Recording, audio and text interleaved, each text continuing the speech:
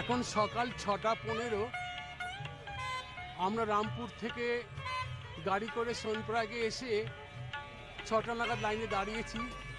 প্রচুর লোকের লাইন দেখতেই পাচ্ছেন।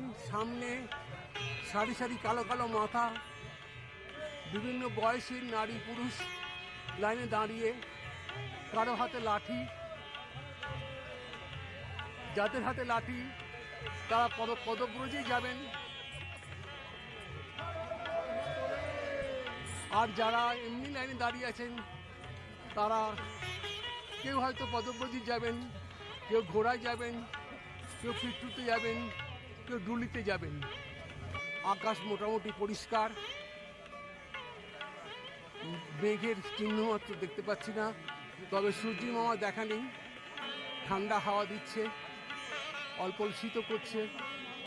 গরম পোশাক পরে নিয়েছি আমরা, মাথায় যদিও ঠান্ডা টুপি এখন দিইনি, হয়তো দিতে হবে। প্রচুর হোটেল আছে এখানে দেখতে পাচ্ছেন, প্রচুর হোটেল, প্রচুর সব রকম জিনিসপত্র এখানে পাওয়া যায়, সব রকম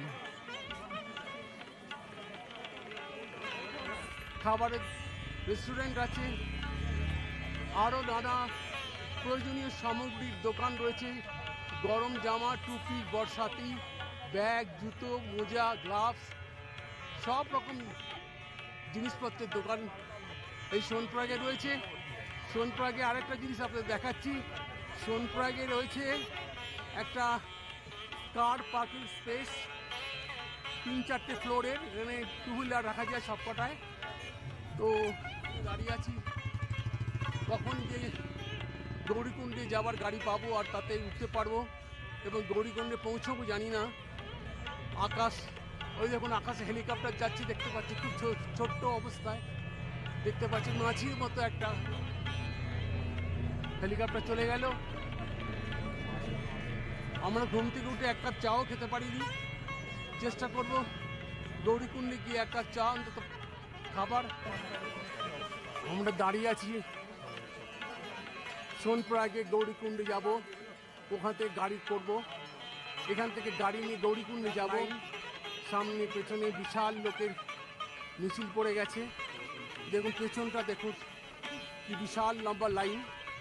আমরা ক্রমশ এগিয়ে যাচ্ছি, এখন দেখা যাক কতদূর কি হয়, কবে কেদারে দর্শন পাবো, কখন পাবো। জয় কেদার, সবাই ভালো থাকবেন।